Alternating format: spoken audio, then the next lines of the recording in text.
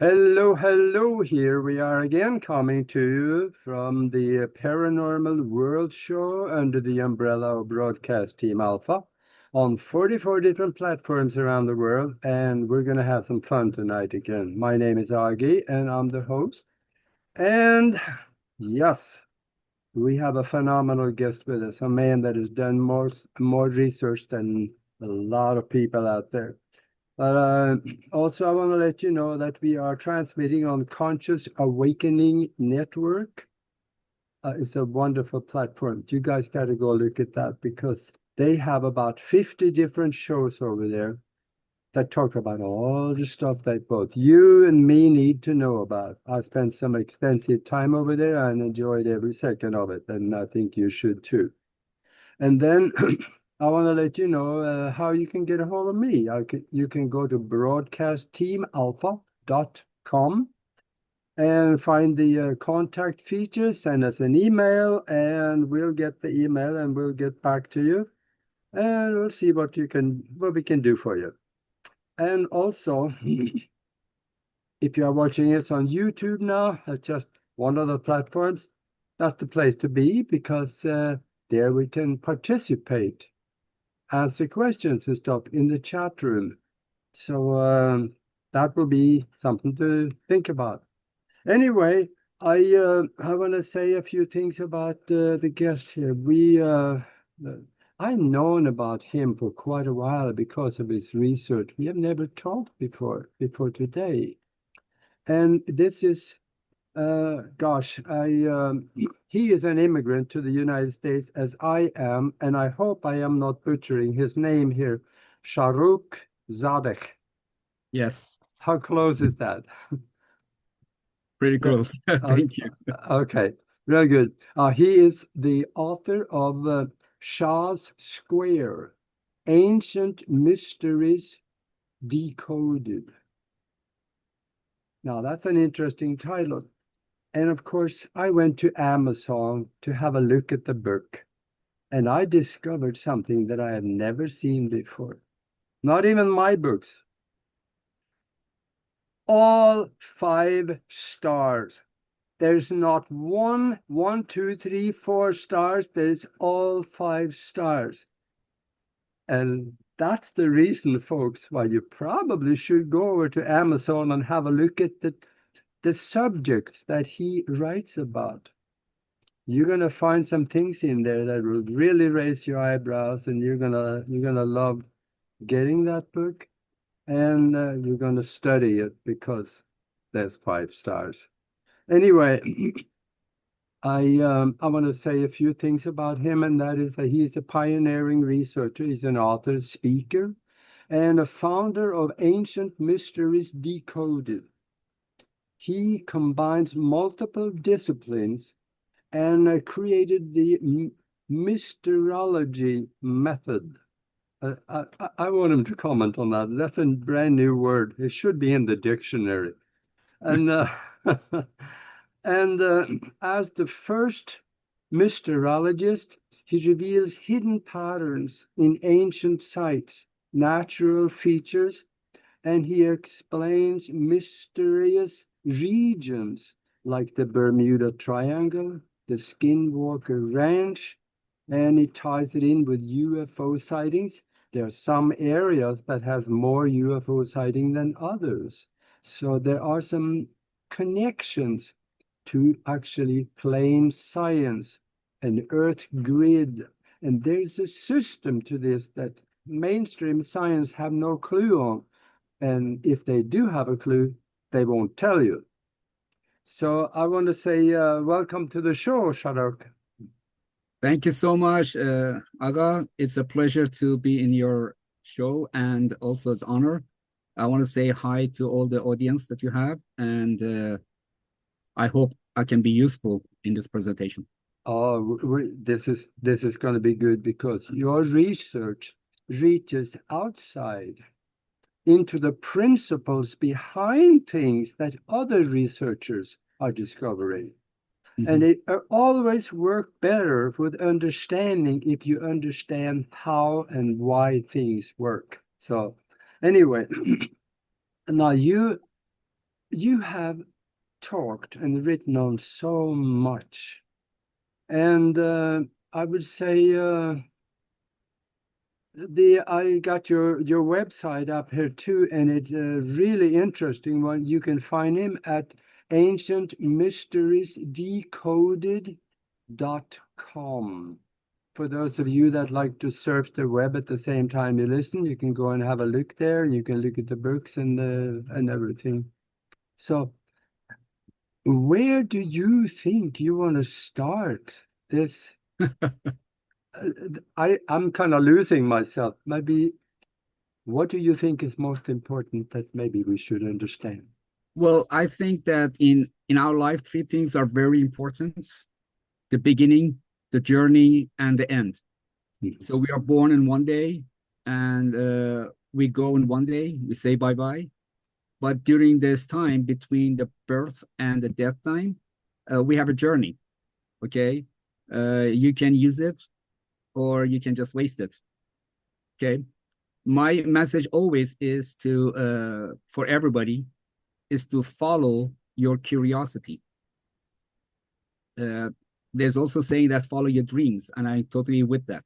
But following your curiosity is a little bit different because to being curious, you have a process behind it, and that goes back to your logic and whatever you learned.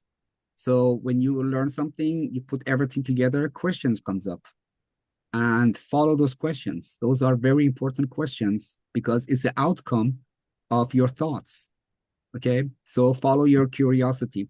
So when I was a kid, I was always curious about technology, how things are working, and why they built that. I remember when I was young, I received a watch, a mechanical watch, for the first time. I was 10 years old, and I was so curious to see how it works, how the handles work. So me and my sister, we went to the room right after I received the gift, and the guest was, I mean, the guests were in the other room. So I started opening the watch to see how it works, and I destroyed it just to try to understand how it works. So that was a pain because my father asked me to come in. I showed the watch, and I had a destroyed watch in my hand. Did you ever put it together? I tried to show everything was good because the surface was still there, but behind the surface it was gone. And me and my sister was standing, turning red in front of the host, hoping that she doesn't get it. She doesn't find out that we just destroyed the back of the watch. So that's who I am. All the toys and everything I had, I tried to figure out how they work.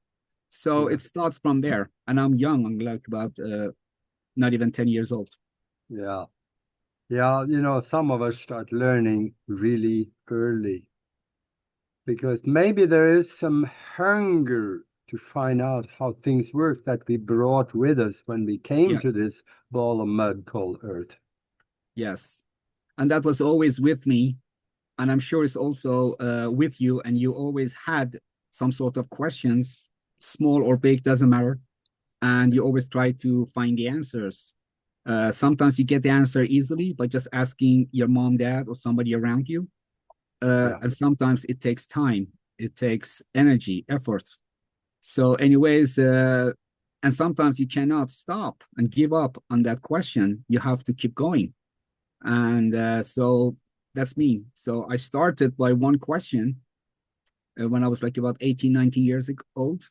And then I end up here right now talking with you uh, and in front of your audience. Yeah.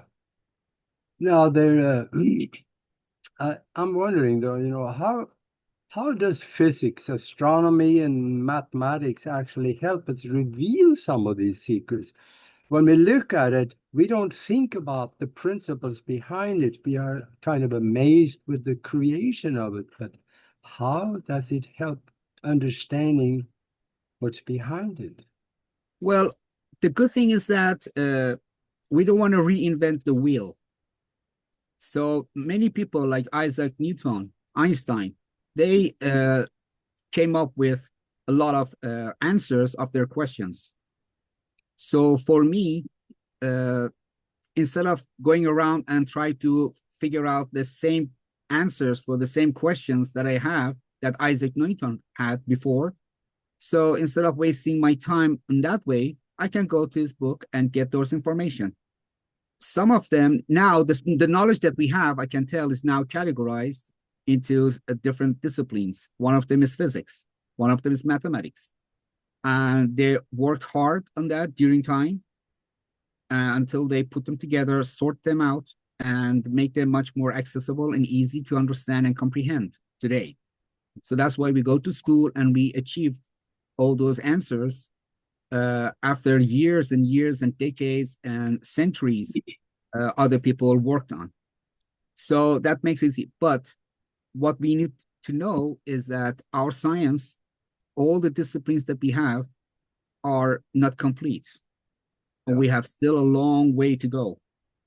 So the questions that you have in your mind, some of the answers are in the science. Some of them are not. Okay, you have to go and figure them out. Either way, the answer is in the nature. Our nature holds all the secrets, all the answers. We are yet to discover them. And that's what we're trying. So I believe that all the disciplines that we have, the answer to all the questions relies on the nature, how much we know about the nature. So to answer your questions, how physics and mathematics help, I can tell that the language of the universe is mathematics. And I'm not talking about sophisticated mathematics, not very complex ones. I'm just talking about simple ones like shapes and numbers, right? The numbers that they use in the universe is different than the numbers that we use. We invented the 10 digits, 0, 1, 2, 3, 4, 5, 6, 7, 8, 9, 10. But does the universe follow this? We invented vocabularies. We now can communicate with each other via vocabularies and sentences and paragraphs, right? Yeah. But the universe is not following our rules. It has its own rules. Okay. It has its own method of communication. Okay. So we are still behind from nature's communication, nature's language, and other stuff. So if you have a question in your mind out of your curiosity, the first source is the science. You go there and try to see what our science figured out so far. And they always change and they always become better, they progress.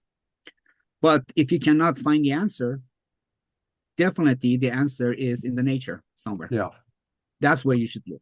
So that's how I started. And my method, Mysteriology, that I came up with the word, because I found a lot of mysteries are related to the nature. And but our science is not complete to answer those questions. So I involved nature inside the science as a new discipline. I combined them all. So now I look at the mysteries, any kind of mysteries that we have around us through science and nature. Yeah, and you mentioned education, and I have a saying, I don't know where I got it. Maybe I made it up, I'm not sure. But it said, don't let your education interfere with, don't let your schooling interfere with your education, because education covers everything. Schooling, that is what we get from first grade through 15 or whatever it is. And there's another saying that there's few people more ignorant on most subjects than a university professor on any subject he does not teach. So it is very specialized. After we're done with our education, your schooling, that's when your education starts. Yeah. Education and schooling are totally different. Yeah. So I'm very grateful with all the teachers that I had in my life, and all the people who taught me directly and indirectly. I read a lot of books by other authors, and that's my hobby. I just pick up a good book and start reading, and I always have a pile of book in front of me, sorted by the time I receive to read them. Right now, here I have like about something around 8, 9 of them. Absolutely. That I'm reading. So each time I'm trying to learn them, and I don't know these authors. I don't know them. I never met them. I never saw them. I never shook hand with them. I have a bunch of books here that I met the authors finally, and we spoke, and I got some ideas from them, and they autographed their book for me. So I'm grateful to have these kind of people around, and they could somehow deliver their message or their findings to me. So directly or indirectly. So that's one point. And so what I want to say is that everything I know right now today is based on what I learned from these authors and these actually researchers and scholars. Yeah. And then I put them together and I try to comprehend and understand. And then if there are some questions, I go to science. If not, I go to nature. Mm-hmm. Yeah. Yeah. Let's maybe speak a little bit about your ancient mysteries. Like we have the pyramids, and there are pyramids all over the world. And you show that they're actually part of a large connected pattern, even though they are in all kinds of different locations. They're somehow connected. Yeah. Well, that's a very thorough question. And the answer is very, I can tell it's very simple. Long time ago, our ancestors, when they came up with the answers of some of the questions that they had, they somehow wanted to register that in a way that their children can later on have access to the knowledge that they received and they achieved. Okay, so they built something like a clay, and they wrote the information on the clay. They also carved on stones. They also did some drawings. Whatever they could, they did that to deliver their knowledge to the next generation. Maybe only 1 or 2 generations, because their average age in those years, in those era, were so short.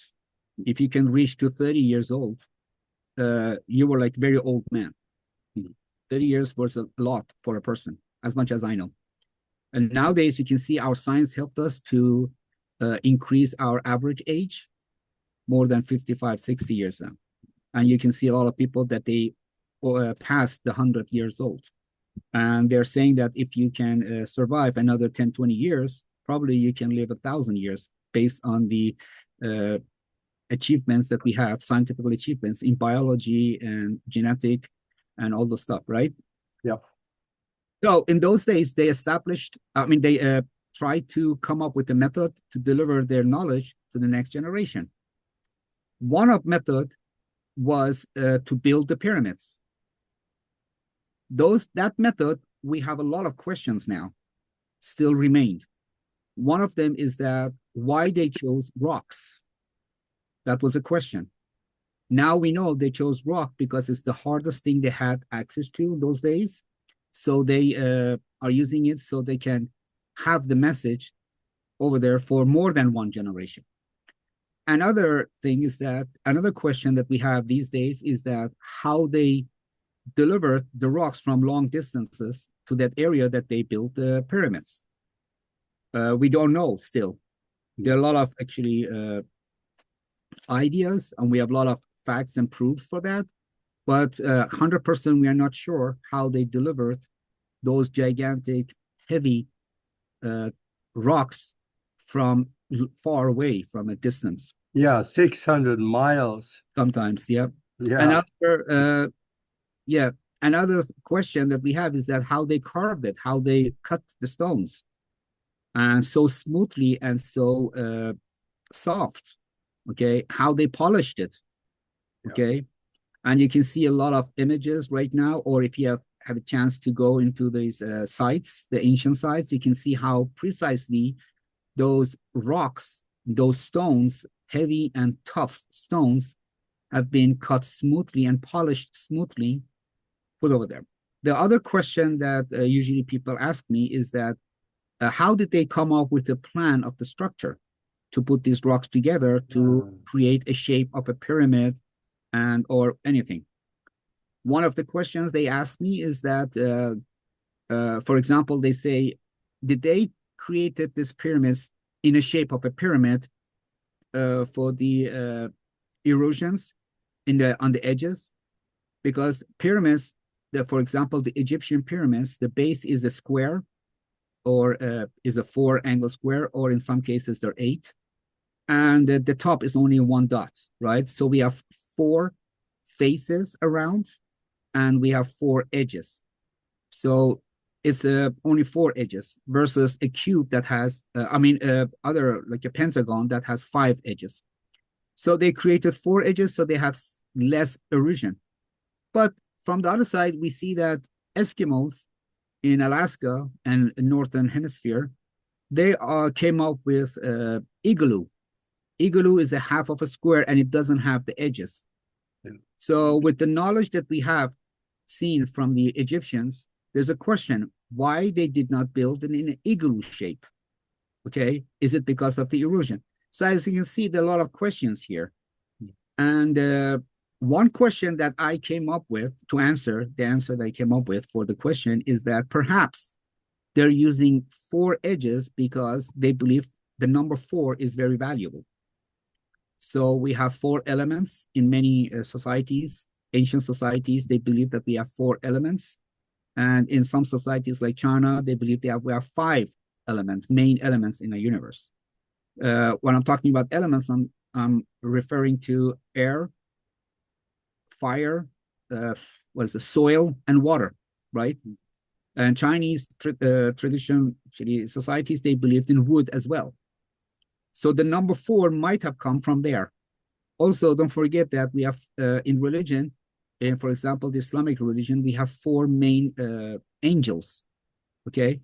And so number 4 is somehow tightened to our religion and to our society and our beliefs about nature in those days. Perhaps the reason that the Egyptian pyramids are, and other pyramids around the world, they have a squarish base, a square base in the bottom of it, is due to the number 4.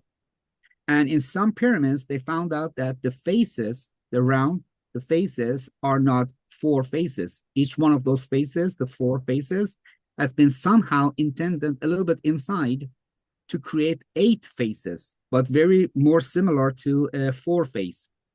So the reason is that the number 8 in many tradition societies is very good number, and they believe in infinity about number 8. And don't forget, it's not because of the Latin way they write the letter 8, like 8 that we use today. The main number 8 that they believed is there's 2 lines that they are close to each other in the top, and they're far away from the bottom. So it looks like 2 lines like this. And in a Persian society, which is the first civilization in the world, versus Egyptians, because Egyptians are the 3rd, as much as I believe.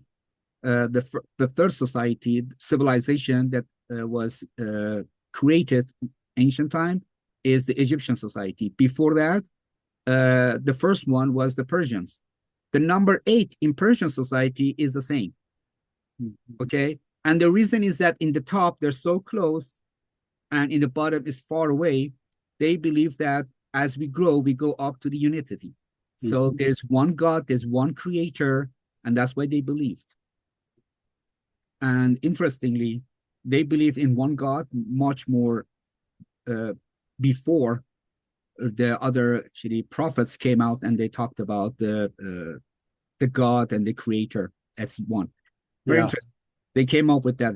So one of the reasons that I think the pyramids are built in that shape is because we have a number 4 in the base, and we have number 1 in the top.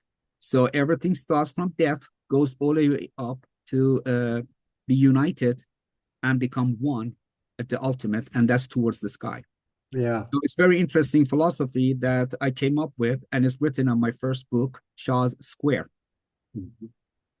I think the Cheops is probably one of the oldest pyramids around, and many others has been copied from that. And the copies, they missed something. Everybody think that the Cheops pyramid has 4 sides, but it doesn't. It has 8 sides because there's a little bit of an indentation in the middle of both of all of those 4 sides.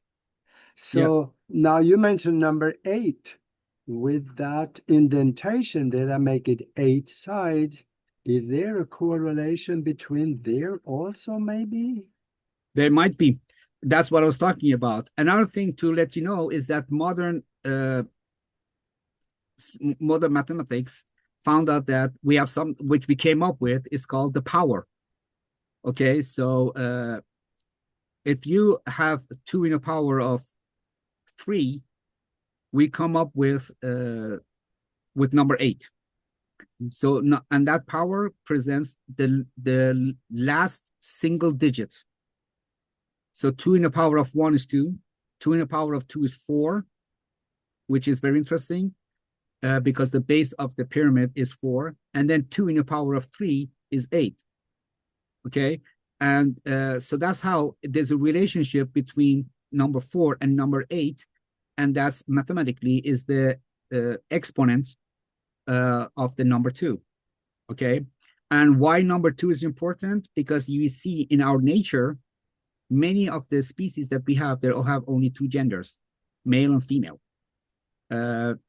Probably that's why number 2 was very important for our ancient the mathematicians and engineers.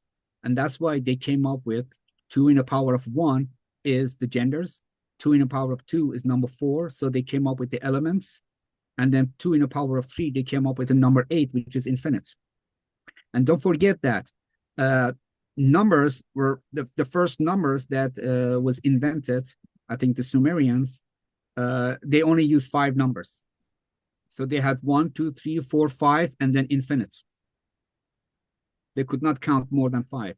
So if you have a farm of animals and they can only count to 5 and they group them 5 by 5, that's where the tally numbers come in. You write 4 numbers and then 1 crosses.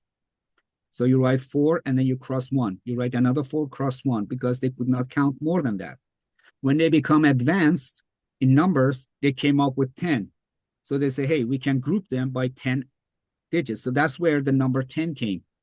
Okay. Then they also invented the number 0. Number 0 was not invented at the beginning. So they either had nothing or they had 1, 2, 3, 4, 5, 6, 7, 8, 9. Then they invented 0 so they can come up with 10. And as you can see, number 0 is hollow, is a circle with a hollow. Yeah. So that's where the numbers came in. The Persians came up with number 20 because they use the fingers in their feet as well.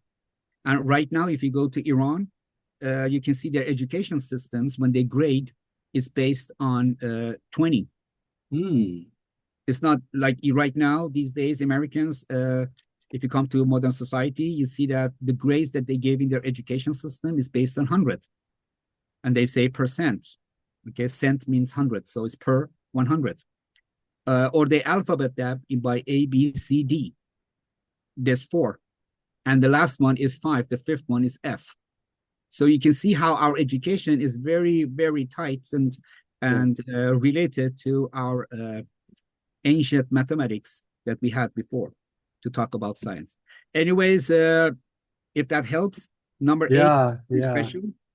Very interesting. Another thing that I want to bring it up is that you and your audience may be interested in is that nature is following some numbers. For example, the relationship between a line, 1 dimension, and a circle, which is a 2-dimension shape, the most simple 2-dimension shape, is the number pi, 3.14. Yeah. Okay. And there's another number in nature that the nature is following is the golden ratio, for example, 1.61. Yep. Okay, are you ready for this? If you add the 3 digits, it becomes 8. Really? So the pi number is 3.14. Yeah. 3 plus 1 plus 4 is 8. The golden ratio also is 1.61, right? If you add 1 plus 6 plus 1 is again 8. There's something about that. So I don't know if our ancient mathematicians knew about that they came up with the number 8 for our pyramids. I don't know. But these are some signs. Yeah. Now, I wrote these lines in my book, The Shah's Square, also. Yeah. And you also mentioned that this ties into the Kaaba in Mecca. Yes, Kaaba in Mecca is a very ancient site that I tried hard to find the source of it, who built that, but I couldn't. The only source that I found was the book Quran, which is the holy book of the Muslims. And over there, it says that I mean, two verses of the Quran, it's talking about the order of the God to Abraham to rebuild the Kaaba. It's not saying to build the Kaaba, it says rebuild. Means that there was a Kaaba, there was a specific area, and Abraham was told to go there in that specific location and rebuild that structure. Mm-hmm. And it's in a cube shape, approximately, not exactly. And very interestingly, it's not aligned with northeast, southwest. Although they were aware of north in those days. Why? Because we have ancient structures like the Giza pyramids that they're perfectly aligned northwest, southeast. So they were aware of directions, but why they built this Kaaba a little bit tilted from northeast, southwest is a mystery that I found some clues, and I wrote it in my Shah's Square because of the things that I found over there.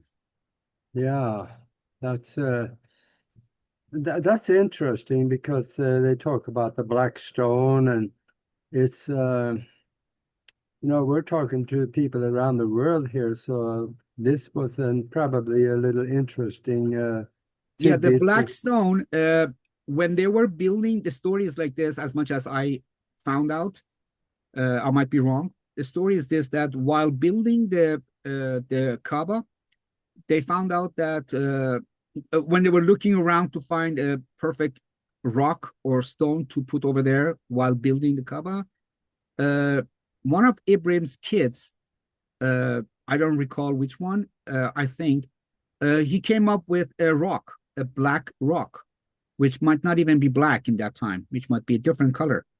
But during time, it changed to black. It brought that rock. And so Abraham just didn't have a place to put it and put it in the corner over there on the edge of it, just to have like a symbol, something. That's what I know. There are more details. I'm not professional in religion and history, but it's not meant to be worshipped. It's meant to be a sign over there coming from God. Yeah. Eventually, that has been turned. It looks like that the color has been changed to black, and due to some events that happened before, it broke into small pieces, several pieces, but they put them together and they covered it with the steel or something around it to keep it steady. Mm-hmm. I ran into some stories. I think I read 2 of them where someone was in the presence of the black rock, and they put their head touching the stone, and they got some mental images from it. So there may be consciousness housed in that rock that is released under circumstances that matches. Very interesting. Well, I believe that we are all connected to each other, more or less, and not just with human entities, with also life entities, but also unalive entities, rocks, trees, statues. We're all connected to each other. And sometimes we directly get the message from the universe to our conscious, sometimes indirectly through an object. Yeah. So that's why many people worshipped statues and some other objects because that was an indirect channel to connect to the source, to the divine, to the God or whatever they believed. Okay, and so you see this kind of stories with other people touching other devices or other stones, but because of the height of that rock, the black rock is approximately in the height of the head. Okay, because they just installed it over there. It's now popular that people put their heads inside they think that they get some sort of energy, some sort of message, some sort of things. It's their belief. There's no doubt about it. Well, I respect everybody's belief. My belief is that no matter what, if the main connection is the source, which is the creator. Yeah. So me, instead of going indirectly, I try to go directly. Yeah, and if we invoke some of the principles coming out of quantum mechanics, everything has consciousness or is consciousness. So anyways, going back to my research, I came up with a relationship between these locations. Okay, so and then I came up with timing and other stuff. So I built my curiosity. I gathered the questions of my, I gathered the answers of the questions coming up from my curiosity during time, and there were a lot. So I was encouraged to start writing them down. As a person who was teaching for a long time in different levels, different subjects, I had to come up with a method, with a strategy to put this information in sequence. So I wrote my book, Shah's Square, first, and then I wrote my other book. Second book is called Shah's Mystic Lines and Areas. The reason I put the Shahs in between, because Shah, S-H-A, is the first three letter of my name, Shahrokh, and Z is the first letter of my last name, Zadeh, Shahrokh Zadeh. So that's why my daughter, my assistant, Avisa, she told me to just put Shah apostrophe Z instead of apostrophe S. That can be a creative way. I just did that in that time, just to distinguish my square with other squares. So I came up with Shah Square. But what is Shah Square? So during time when I was younger and in Iran, I found out that their oldest civilization that they came up with some structures, very important structures, are the Sumerians. In the Mesopotamia area, the Sumerians came up with something called ziggurats. Okay, the ziggurats over there are very old, but they usually use clay. That's why many of them have been destroyed by time. So while looking at them, I found the relationship between two of the very important ziggurats. Their bases were square. Again, they were tilted a little bit, and there was one row of stairs in front of them. Oh. And when I followed the first one is the ziggurat of Dur in the top. When I followed the stairs, it reached the ziggurat of Dur. Or down. So the stairs came up with this to this one. Okay, and there was a distance between them. The second one also had almost a squarish base with another row of stairs towards another direction. Almost the same distance I went, and I reached to another ziggurat, which is also square, and that's called Chogha-Zanbil, and it's in Iran. The first two are in Iraq. The third one is in Iran. So interestingly, it creates a right triangle with same distances approximately. Very fascinating. So I came up with a triangle, like a Bermuda Triangle. But then I thought that maybe this is half of a square, okay, because the bases are square. So I looked and I found the fourth location, which is the corner of this square. But that one is a rock, a big rock that the king of Persia ordered to carve the stone and the rocks over there, and with something, a design, something very nice. So this square, big, gigantic square, I called it Shah's Square because the ziggurats and that location creates a square which is a little bit tilted, and is tilted the same way as the Kaaba, the building, the cube, is tilted. I was wondering about that. They have the same angles and direction and almost dimensions, but shrinking, right? That can't be coincidence. That can't be coincidence. Another thing that to surprise you is that I came up with a triangle. The king part in Takbustan has the same distance to the Kaaba that it has to the Egyptian pyramids. So it's an isoscale triangle with the same distances in both sides. This Wow. is fascinating. This is for Yeah. the first time. So that's my book, the first book. The second book I wrote is The Shah's Mystic Lines and Areas, that I have that knowledge and I brought it in United States. In United States, besides the very well-known Bermuda Triangle, which is in the ocean, we have three more triangles on the land, which are very important in the mainland of United States. Yeah. One of them in the right side, East Coast, one of them the left side in the West Coast, and one almost in the middle. Okay. The one that is near Boston is called the Bridgewater Triangle. And the three corners are three cities. The middle one is the Lake Michigan Triangle, which is actually the triangle itself is in the ocean, in that actually water, the Great Lake of Michigan. And then the third one is in Las Vegas, is in California and Nevada, which is called the Nevada Triangle. Interestingly, the Bermuda Triangle only has about 300 up to 500 mysteries that's unsolved and baffling the scientists, right? But the Nevada Triangle has about 2,000 mysteries or more in the last 60 years, that not only airplanes disappear, but also humans disappear. Boys, kids, all the way to hikers, they disappeared in that area as well. And don't forget, the Area 51 is also a part of that. Yeah, I was wondering about that too. So how come?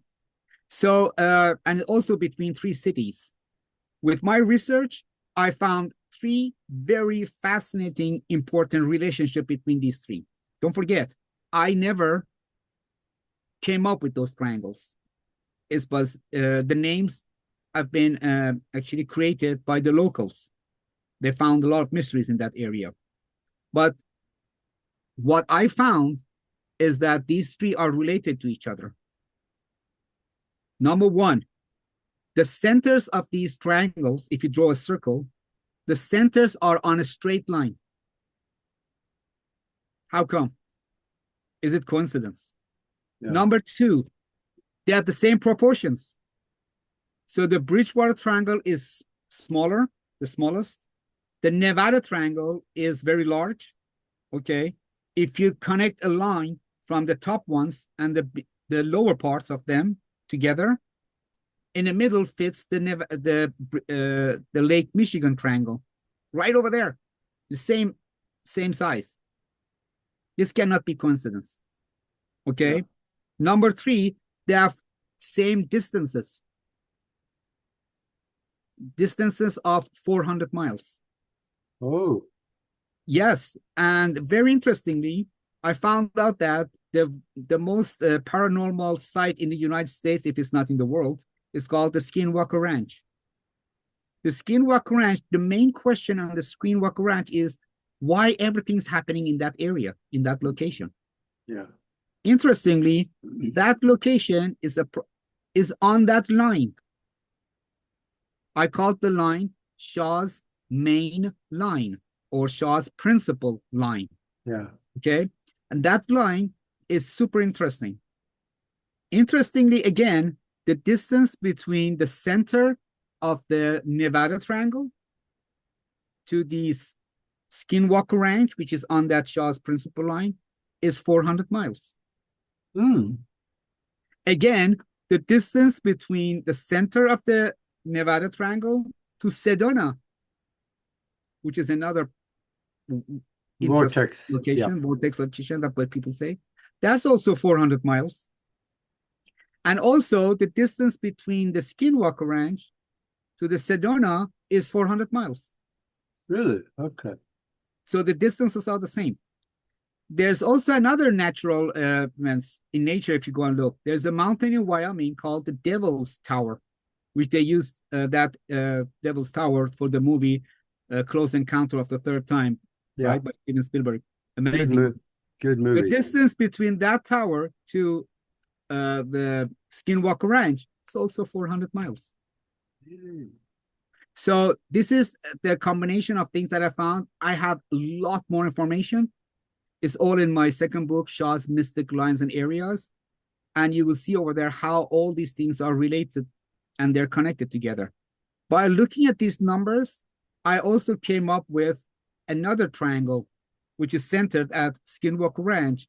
That triangle, I named it as the Utah Triangle for the first time. And in my book, I show how step by step I reverse engineered all those numbers and I came up with the Utah Triangle. Very, very interesting. It's all simple geometry. If you have like elementary geometry knowledge, like lines and angles and distance, you can easily understand my book. Totally. You don't need to be a rocket scientist. Okay. So I have a presentation coming up in Alien Events, which is on September 12th, like next month, to September 14th. There are 3 days. It's an amazing location. It's in Las Vegas, which is the corner of the Nevada Triangle. Also, it's in the middle of the city, very close to the airport. It's a hotel, and you can come in for free because the parkings are free. The exhibit is also free. You just have to get some tickets if you want to go to this speech that people have. A lot of scientists are there, a lot of locals, a lot of fascinating people are there. There's going to be two exhibits, two events in one location, not just one event. It's very broad topics. It have a lot of topics over there. The alien event, Cosmic Command, is one of them, which I am in that group, and a lot of actually speakers as well, and scientists. There's another one called Biomed Expo, which they have their own actually groups of scientists and researchers. Amazing. So these two events are in one location, same time. So I'm encouraging everybody to come over there. I have two speech over there. I have a booth over there, first of all, if you want to come and talk. And I'm very good in talking. I really enjoy talking with amazing people. But I have two speech. The first speech that I have is on Saturday morning at 10, which I'm going to talk about these two books, Shah's Square in the Middle East, Shah's Mystic Lines and Areas in the United States. And then I'm going to talk for the first time over there how these two are related to each other and how the pyramids are related to the Bermuda Triangle, the Nevada Triangle, Bridgewater Triangle, to Sedona. And for the first time, I'm showing those relationships and how the pyramids and the Kaaba and Shah's Square with the king and the ziggurats are related to all of them. They're all on one grid. Interesting. I did not build the Kaaba. I did not build the pyramids, just to let you know. I'm joking. I did not come up with the Bermuda Triangle. I did not come up with the Bridgewater Triangle, Lake Michigan Triangle, Nevada Triangle, and even one in the north, which is called the Alaska Triangle. I did not come up with these things, right? But I found a geometric relationship between their locations, how they are on a grid. For the first time, I'm going to show this. So if you're interested about these topics and to find out some new evidences of our nature and what our ancestors did, you're more than welcome to come to my presentation and see those things on maps, and in real time I can show them to you. Yeah. And actually what you're talking about, things being 400 miles apart, and that is there is an earth grid. If we look into what Nikola Tesla found, he said, yes, there is an earth grid, and it is totally based in science, because where the lines intersect, you have a stronger energy that can be tapped into. And he talked a lot about this, and that's what we're seeing in Sedona and places.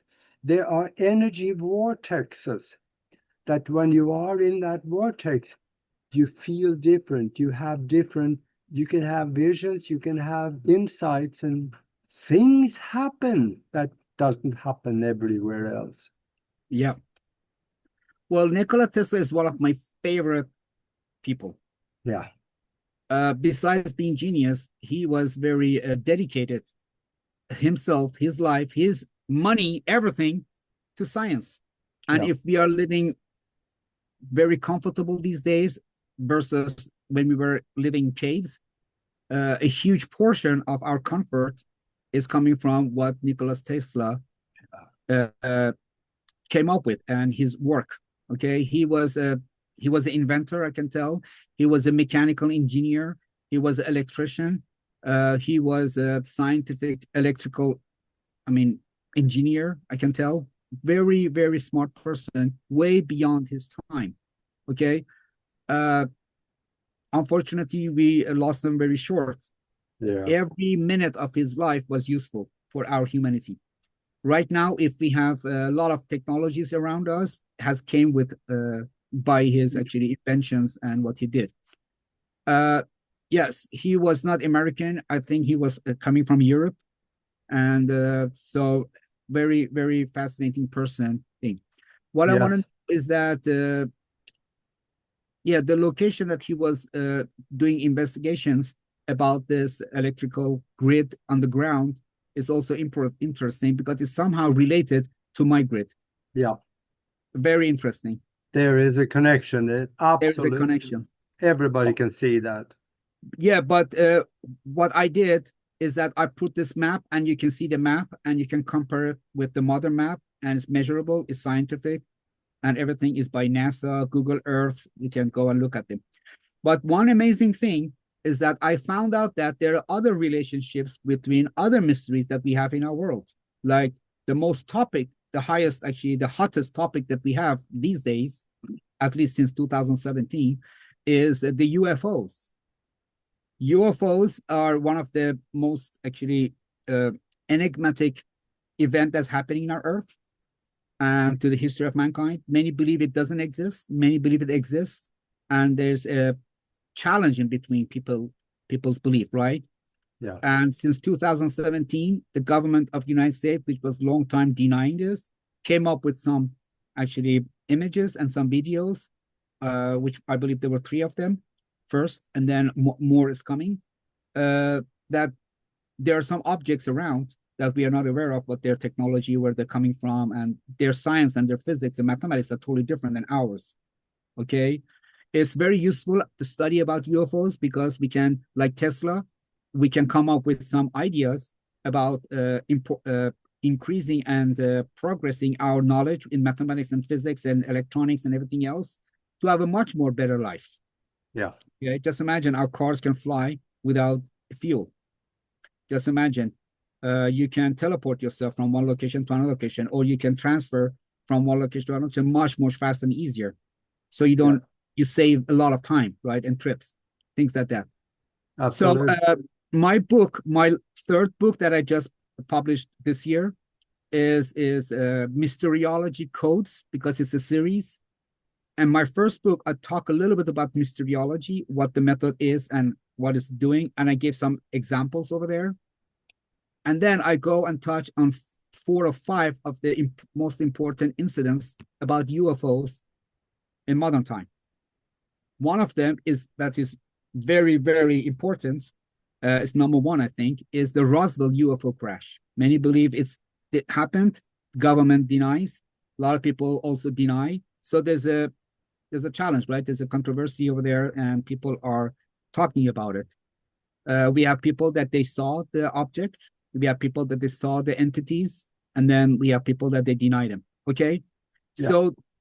so our science, mathematics, and physics is in an edge of answering that question. Did that event happen? Are the UFOs real? Yeah. Another incident happened in Russia. They call it the Russian UFO. I mean, Mm-hmm. the Russian Roswell UFO crash. Mm-hmm. It was a different year, different location in the other side of the world, right? They look like they're not related time wise. They're not related also location wise, right? Okay. But the incidents are the same. Both of them crashed and the entities came out. In the Russian side, there's a video about the Roswell, I mean, about the UFO that crashed. The video is out. And also, there is a video of a few doctors that they're doing autopsy on the body, on the entity, Mm-hmm. and the entity's colors are green. Very interesting. Yeah. Okay. So I found commonalities between these two, and I found out that locations are specific and they're related to each other for the first time. Okay. Yes. Yep. And this is in my book. Then the following chapter of that book is two other incidents that they are isolated. They're different timing, again, different what's it called? Location. Okay. Both of them same scenarios. The first one is in United States. So radar shows there's to talk very quickly and short, radar shows a blip that is unknown. There's a device over there causing a blip on the radar. It's unknown. It's a little bit higher than the Lake Michigan Triangle. It's in the Canada actually territory. Okay, but a little bit above the Lake Michigan Triangle. So they scrambled a jet with two pilots. They went over there. The radar shows two blips getting closer to each other. And then the pilot says somehow that I see the object, but then the communication drops.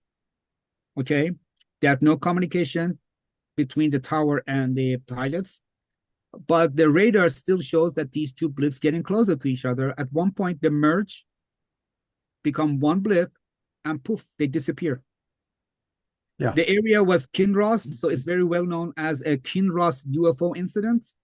Until today, they haven't found the pilots, any sign of the pilots or the airplane or anything.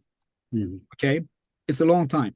Same story happened in the other side of the world, in Australia, in the southern part of Melbourne, in Australia, near the Bass area.